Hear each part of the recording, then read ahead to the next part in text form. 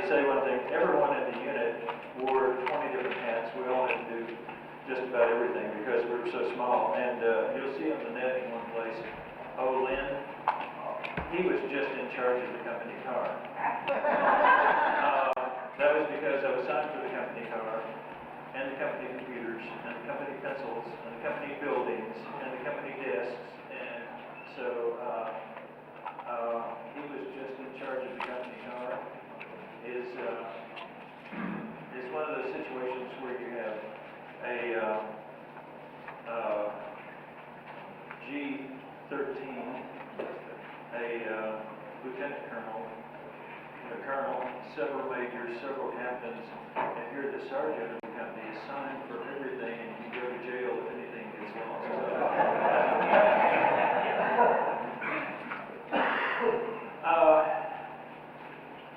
What I'd like to talk about is a thing called the Assigned Witness Program.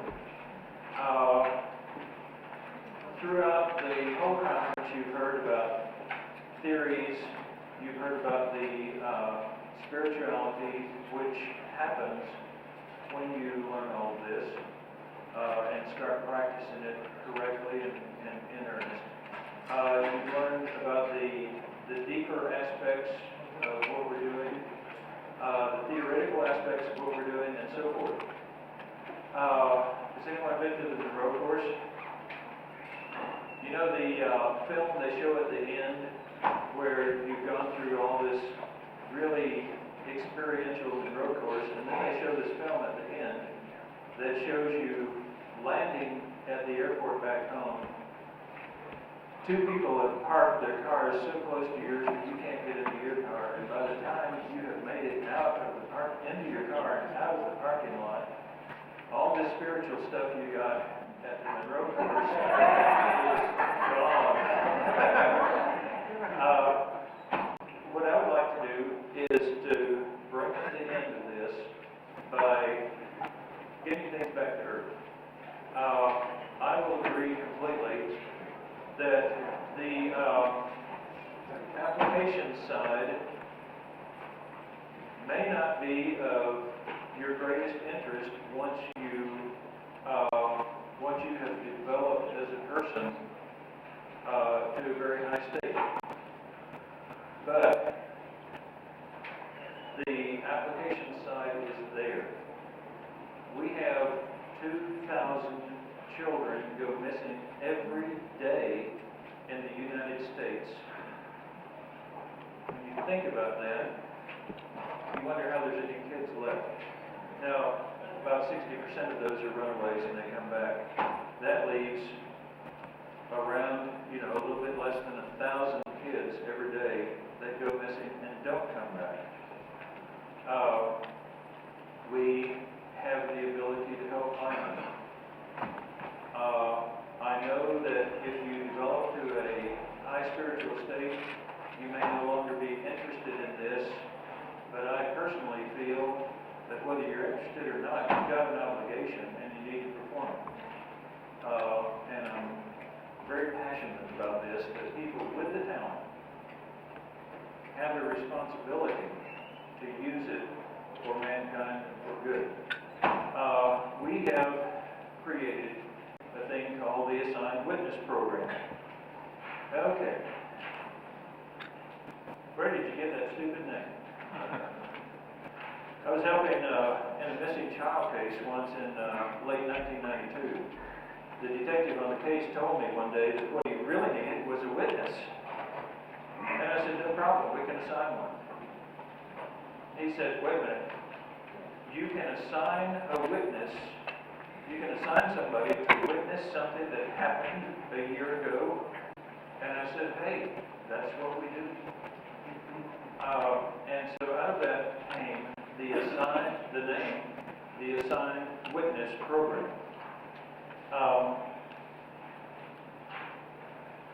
For the longest time, the Assigned Witness Program was a part of my company. When I got out of service and started the Problem Solutions Innovations, it was a data analysis company in the DC area. Remote viewing was still declassified. I had to make a living, and so I was doing data analysis on the collected data that all these large corporations have in their database and don't know what to do with. And so I was making a pretty good living. In December of '95, the CIA effectively declassified remote viewing. The information got out about who I was, what part I had had in the unit, and I started getting like 8 applications for training a day, about 95% of which were flaming kooks and got turned away. But right at that moment, nobody still knew what remote viewing was. And so what we needed was down-to-earth people. And the point came where I realized that I could not do this training and actually start doing remote viewing work to any degree as long as I was spending 2.5 hours a day driving into DC, 2.5 hours a day driving out of DC, and a 12 to 15 hour day right in the middle. So I decided if I can get out of DC, it's like getting out of prison, and so I turned PSI into a remote viewing training and operations company. And I have never looked back, and I have never regretted it, because I love it. I love the stuff we're doing, and I love teaching this to people.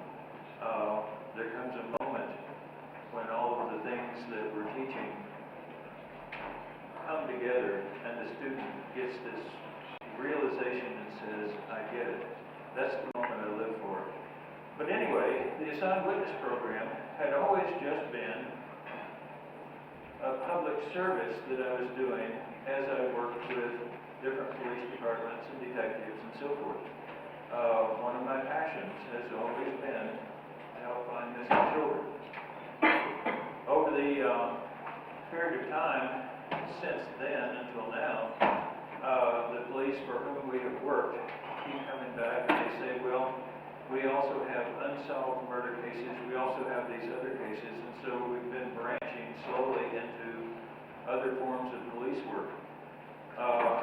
For me, that has been very enjoyable, but it still hasn't been enough.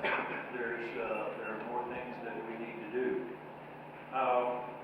This is the way the organization has been. PSI had a little public service thing where we worked with police departments. What we're proposing now is a new organization.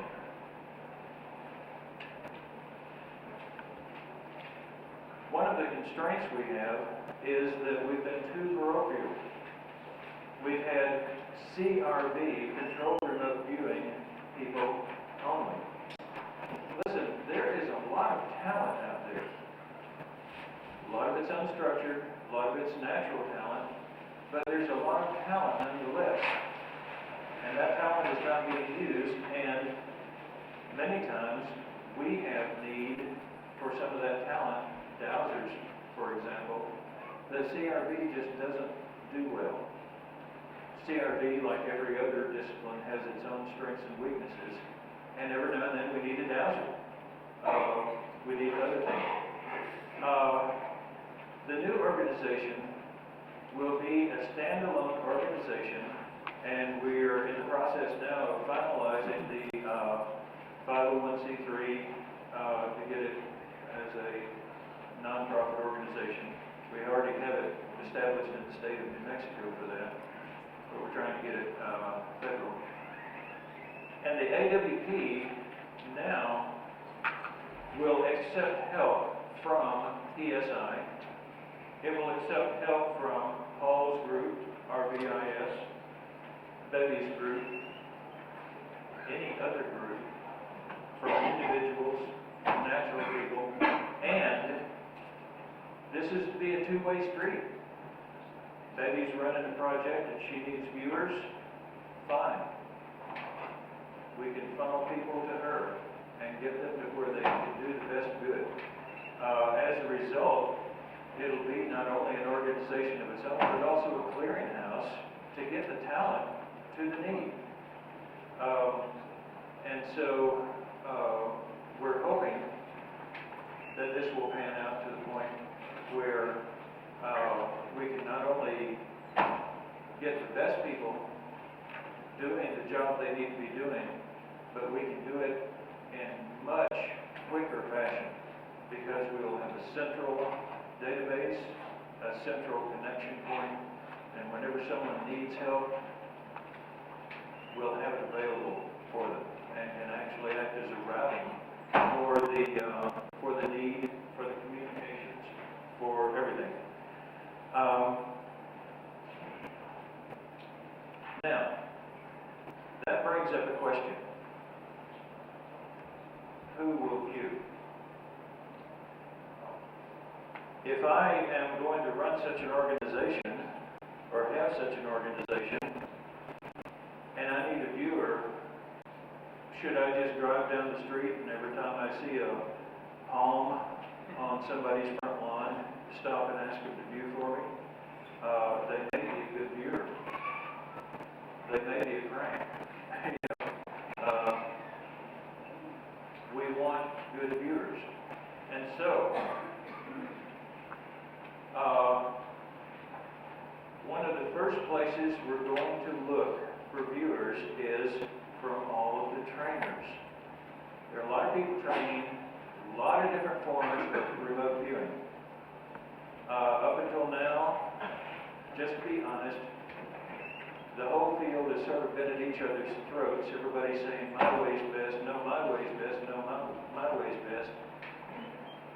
The AWP takes one attitude on this. I don't care. Can you find the kid? That's it, bottom line. And so what we're planning to do is, we're planning to have those people who would like to volunteer to work for the assigned witness program, either through their trainers, or through some of the other organizations. We're going to start having a database which will develop a track record on their abilities. Now, every viewer, you may have heard that everyone who learns to remote view gets everything 100% correct. You can figure where you heard that from. You can figure how correct that is. It's not correct at all. As long as you have humans doing anything, you're not going to have 100% accuracy. Every viewer has his or her own strength and weakness. Some people can always get the color right, but they couldn't tell you the shape correctly for anything.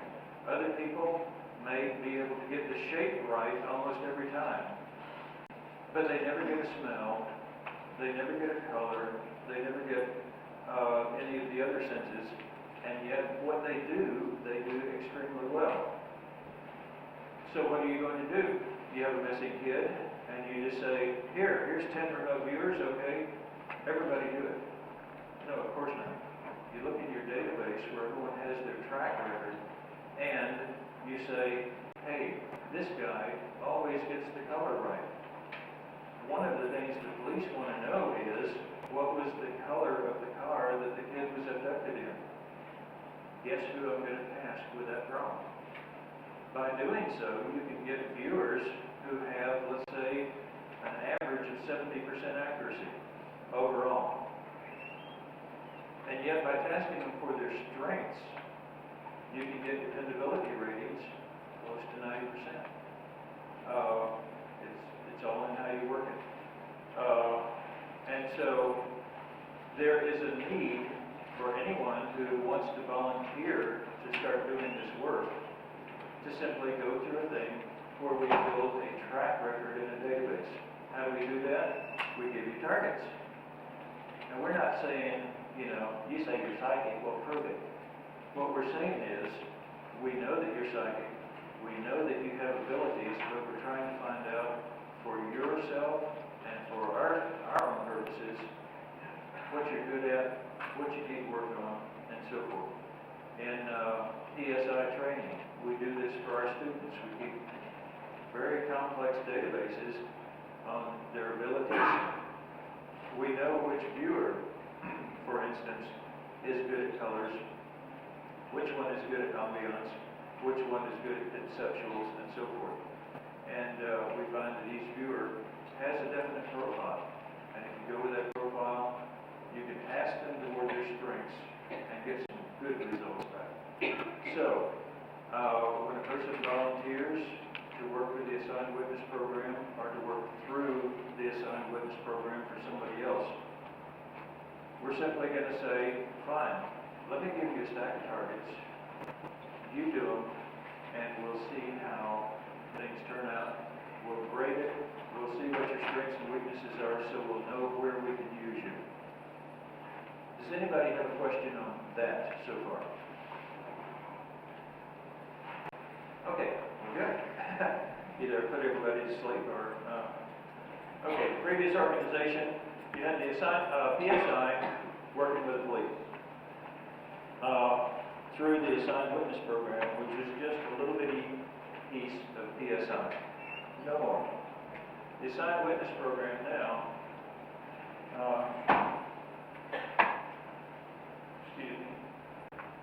the Assigned Witness Program now will deal with several different factors, and in order to have the organization we need to stress each one of these. Applications, first of all. One of the things we want to do as an organization is take the military technology or what has resulted from the military technology or whatever and develop civilian spin-offs. Medical diagnostics, why not? Why can't we go out and help doctors as well as helping the police? Why can't we go out and help scientific research and development? Why can't we go out and help archaeological digs? Why can't we go out and help education and its development? Human resources, we'll have to have somebody to take care of people. Research and development, here's where we want to get into the theory of remote viewing. We want to do the laboratory work, the statistical work. One of the things of which I am most afraid is that at some point we may lose touch with reality and get away from the scientific, hard ground rules of logic and reality. I definitely want scientific oversight for everything we do. Just as we have Marcello come, who is a skeptic on all this, that is great. A more level-headed person you'll never find. I hope that we can get him to work for us. Talk about somebody who can get you right straight down to the ground and get you back to reality. He's great at it. Statistical information, of course, is when you talk about databases, you're talking very high statistics. Finance. This is a nonprofit organization. Finance will always be a headache and a pain. Finding support for this is not going to be easy. It's not for any nonprofit organization. Public relations, we want news, publications, internet, professional organizations, web pages, and so on. We want to get the information out, first of all, that we have a service, and that we need funding, and that we need people, and we want to get the information out about what we discover in the research and development. Do we develop new methods, new techniques? Fine, let's don't keep them. Let's put them out to the public and let everybody start learning how to do better things. Legal, anytime you have a nonprofit organization and anytime you have an organization dealing with people, you got to have the legal. There you get back to a lot of funding too. Training. Training is down here at the bottom. The training for this is almost a secondary matter. Let's say that you go to call and you come out an extremely, or to me, either one, and you come out an extremely good controlled remote viewer. And so I can give you a picture out of an envelope that I've clipped out of a magazine, and boy, you can describe it, you can draw it, and everything else. Does that mean that then I can give you a site where some small child has been torn to pieces and, you know, just body parts all over the place, and you can do it just as well? I think not. And so the training part of this witness program is going to be after you have developed into a good remote viewer, bring you in, introduce you into new methods for doing archaeological work, scientific work, medical work, blood and guts police work, murder and mayhem, stuff like this. This will be special training. This will be a part of the after training you get after you learn all the basics of how to be a good remote viewer. Any questions on this? As you can see, we've got a very ambitious plan, and I'm hoping it stays that way. We want to get involved, like I said, in police work, medical work,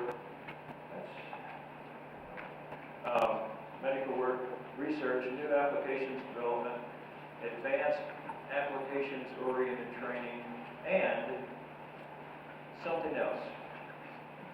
Because we will have a database which tracks the strengths and weaknesses of viewers, of individuals who are doing this in all of the different forms and methodologies and disciplines, one of the things we want to do, and what we have to do, is we have to set some standards. Madam Zubi Doogie, who reads palms down, you know, maybe we don't need that. Person who can't tell you your medical condition right now, but can tell you who you descended from, you know, 13 lifetimes ago. It's not really applicable to what the police want. And so we're going to have to set some standards, not for the field, but simply for the applications. And so we can set standards. If you work for the police, you can meet these standards. Now, this has an unseen benefit. Not just that we're being snobbish and saying, hey, you've got to meet this level before you can work for us, but also, let's say you want to work privately as an individual or through some other organization as a psychic for some police department. The police department calls us and says, I don't know who this person is, you know, but they say that you can vouch for them. Yes, we have scientific and statistical proof that they can do this work, and they can do it on a dependable basis, and if you want proof, we've got it. And so it also benefits the person for whom the standards are set.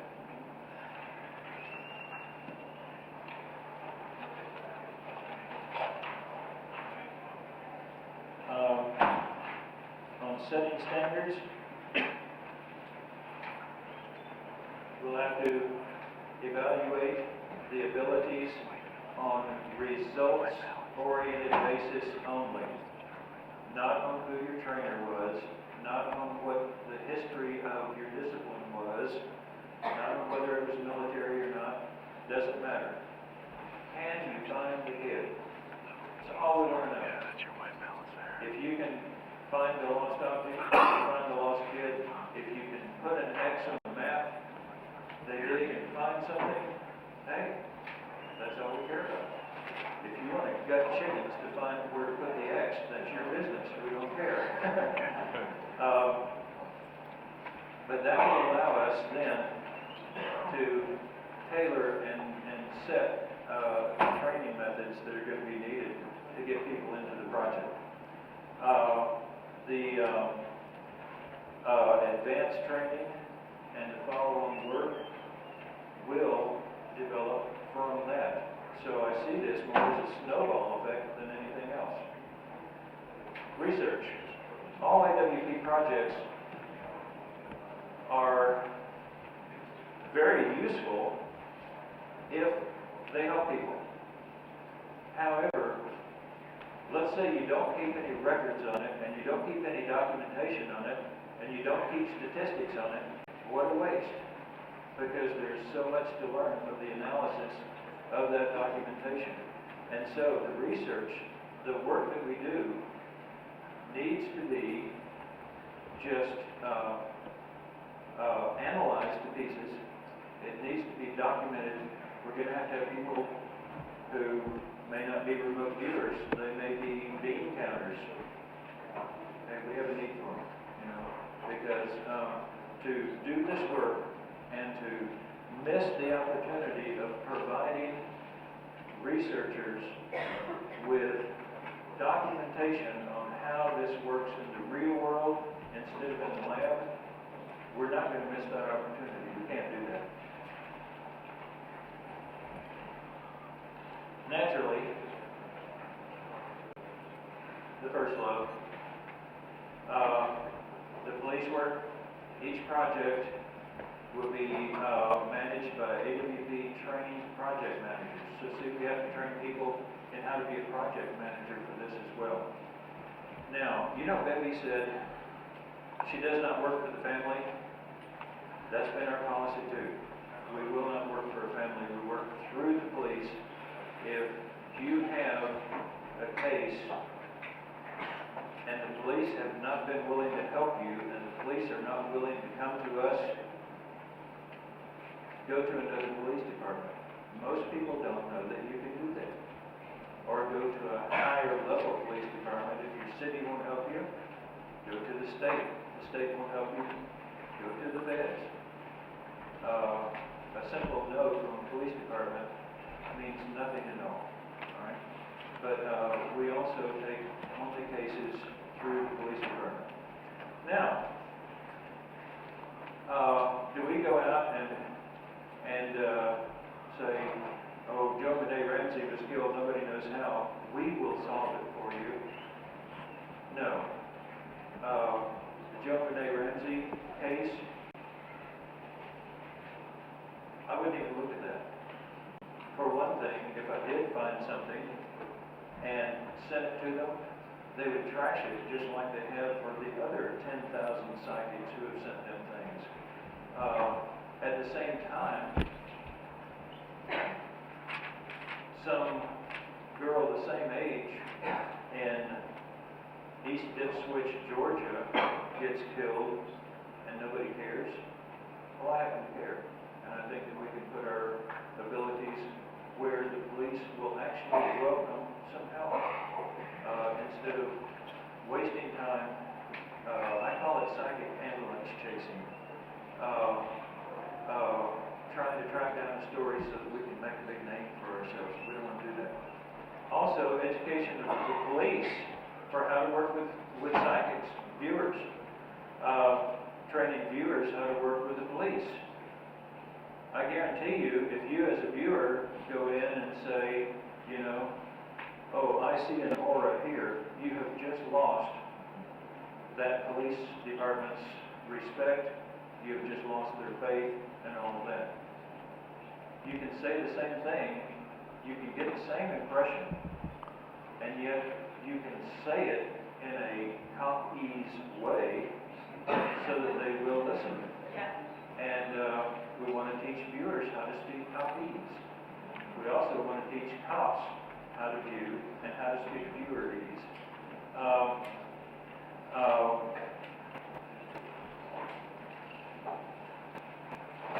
The training will be outside training to a specific level. I'm just going to work through these. Outside training to a specific level, and then we will give you targets, let you build a profile for yourself, and an entrance evaluation based on database track records. Then, specialized training in, let's say you want to work on police cases, fine. Murder and mayhem targets, we've got. And let's just run you on some of those targets and see how well you do. See if you really want to do police work. And that's a whole lot better, I think, than sticking you in a blood and guts target where somebody's life may actually depend on it, and here you are untrained and untested. So we plan to familiarize people with the field in which they'll be working. On-the-job training, and then that will bring you up to working it on yourself, on your own. Public awareness, we've pretty well gone over this. By the way, along with grounding here, I want to also be merciful. I know that we're late, so let me kind of whip through some of these. So what now? Well, right now, we have to finish meeting our legal requirements for nonprofit status on the federal level. The establishment of policies and protocols is 99% finished, but we still have that 1% to go. Procurement of funding, let me be blunt about the financial status of the assigned witness program. We don't have any money. We're broke. We have no funding yet because we haven't gone out to get any funding. We haven't, we have, I think, $5,000 promised to us after we get the federal grant, the federal, 513C thing. And these are very faithful donors, and so they will come through with money. And yet, we're going to need database people, we're going to need lots of volunteers. Listen, the more volunteers we get, the fewer dollars we need. And we're going to have to find qualified oversight committee members. This is something I've been working on for quite a while. Trying to identify people who will simply watch what we do and say, yeah, that's right, but it's kind of kooky and it's not scientifically accurate. And then say, okay, in order to get it back into the way it should be, here's what you need to do and here's how you need to change things. Scientific oversight, I think, is an absolute necessity for any application organization. Get the word out to those who can use us, to those who can help with the funding, to those who can simply volunteer time. And that's what I'm trying to do right now. I won't go through each one of these bulleted things. Yes. Yes. Yes. One of the question is, what kind of geographic area am I talking about when it comes to volunteering for help? One of the things we're trying to do is we're trying to set this up sort of as an e-organization. While in the beginning we know that it will hurt very much to tell a highly qualified dowser, for instance, we're sorry we can't use you because you don't use a computer or don't have email. In the beginning, we just won't have the funding or the ability to actually deliver things, fax things back and forth continuously. And so what we're trying to do is we're trying to use the internet to get everyone's participation. Now, the internet on that for volunteering, for writing databases, for writing graphing routines, for writing analysis routines, for passing statistics to someone to have them analyze it. We're going to be depending very heavily on the internet. If that works the way we hope it will, the geographic question will not matter. We hope. The internet is in its infancy as well. Does anyone else have any questions right now? Okay. Let me get back to this then. Personnel.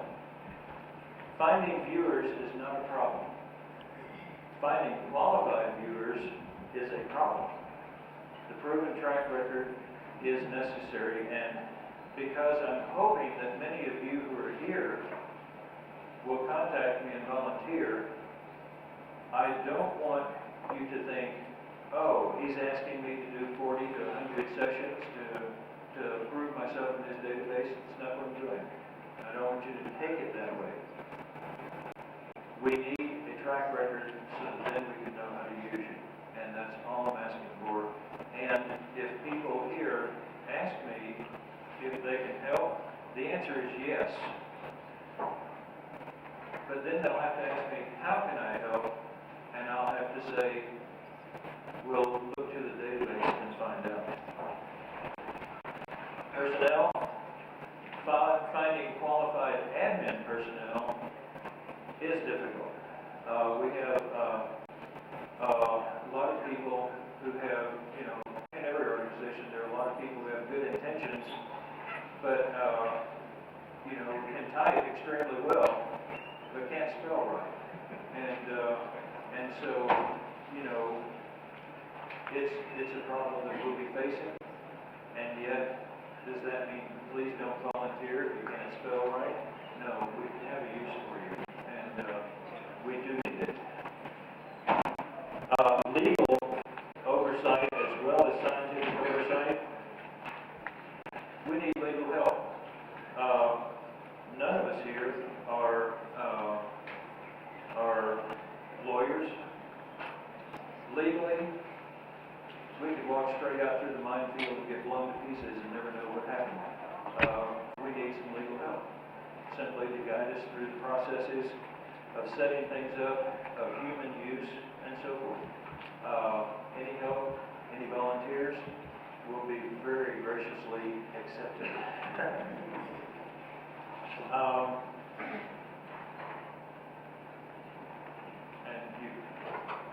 Anyone need expanding on this? Okay. So present needs, we need the pre-qualification of viewers. We need the federal paperwork. We need solved cases. Now, a solved case is not necessarily a police case. However, we need a lot of those too. So if you have police cases that have been solved, where you can get pictures, you can get documents, and so on, we can take a viewer in their training through the case as though it were not solved and give them feedback and run them through the case in a real-time method, and yet nobody's life depends on it yet. And so it can be a good training.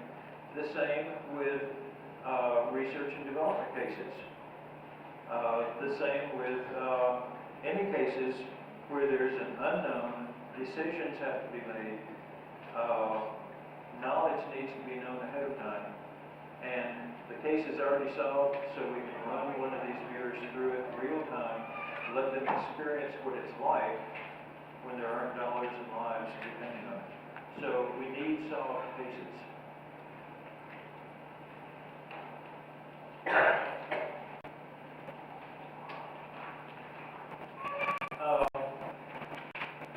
Does anyone have any questions at this point? Yes. Do we have any concern? The question is, do we have any concern about the bad guys? You betcha. We do drug cases, we do murder cases, and we have already in place a system whereby your name is kept in a separate database from all other work, and we work by your number. Maybe others trying to do somewhat what you're doing, they can have the boys scout out the bank and find out where all the guards are and where You mean does the mafia use remote viewers? If you were the mafia, would you? You betcha. They got remote viewers on their payroll. Of course they do. Do the bad guys? I don't know. Do the Russians use psychics? Hey, how did we get into this? They had it first. Of course, the bad guys, this is a tool. Yes? question, AWP presently have solved cases that you can show to potential contributors to establish your own bona fides as an organization that finds children and solves cases? We have a few. The question was, do we have already solved cases that we could show to benefactors, donors, and all that, in order to show what we can do and all? We have some, yes. One of the things that needs to change for the assigned witness program, from the very start of the assigned witness program, I have made solemn promises to every police department and every customer we've had that there will be no disclosure of names, department names, city names, and so forth. This, obviously, if we're going to branch out and start doing this in a public manner, has got to come to an end. Right now, the question, the answer is, yes, I have a lot of cases, but I would have to severely sanitize them before I can bring them up and show them to somebody. And I think that's a worthwhile thing to do, and I plan to do it, yes. Good question. Once you've calibrated the viewers and had the viewers tested, do you foresee an ongoing testing program of validation targets to keep track of how the viewers are performing against the validated targets? Do you have any fear about it? Sometimes it's hard for people to work these targets. If you have viewers that are working a lot of murders, does that have an effect on them? Okay, two questions there. One, do we continue databasing the work of the viewers against known targets, even though they're now graduated to unknown real-world targets? Of course we do. Viewers' talents, their strengths and weaknesses change over a period of time. And so by keeping that data and requiring that type of, already known cases, we can not only keep track of their strengths and weaknesses, but we can establish data about how viewers grow as they get into the real world. And so, yes, that's very,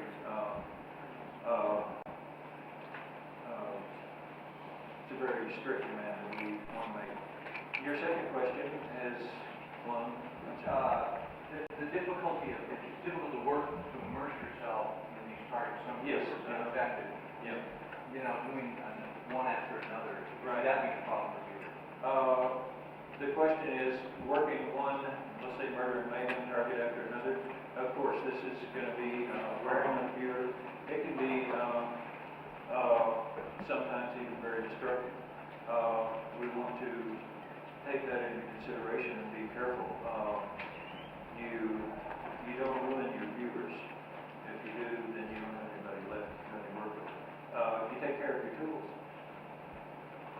In the military, we had a finance guy one time said, hey, I love your unit because we have to finance both personnel and equipment.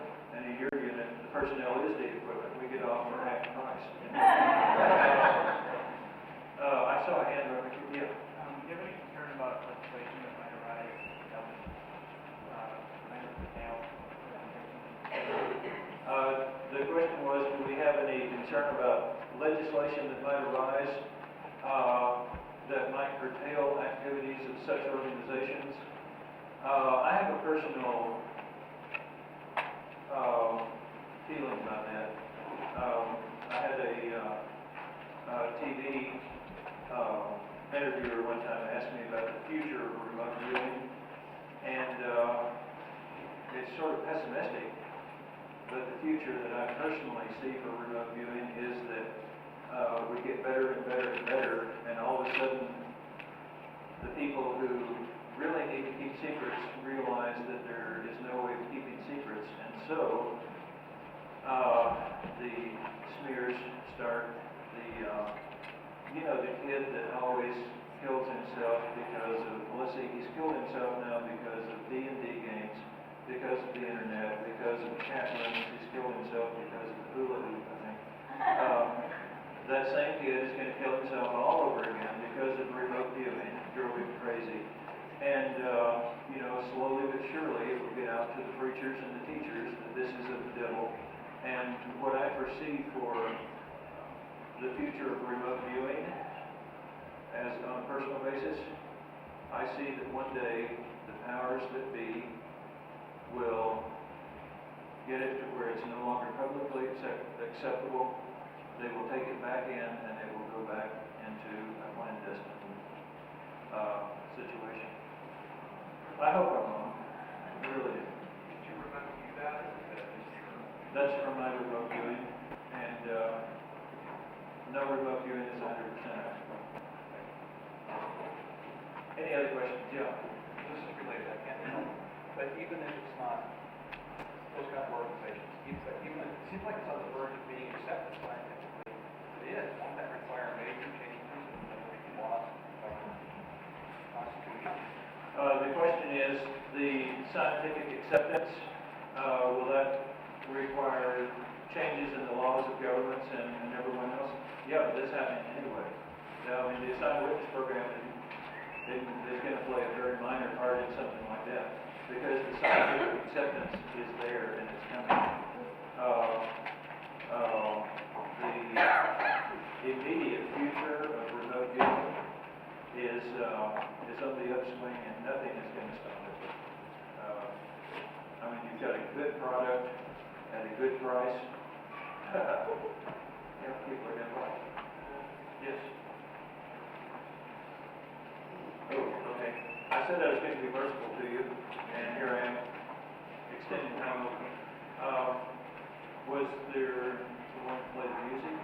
Yeah, all. Okay. If anyone else would like to talk about the assigned witness program, any of our plans, any of the things we've done so far, funding, volunteering work, and so forth, please see me personally. Also, in the morning, Becky Yeagers is going to have a class, and the people who want to come to that class should just meet right outside the door, the front door right up here. At the end of that class, I'm going to be here to answer any and all questions about remote viewing, about CRV, the military history and all that. Any questions which can legally be answered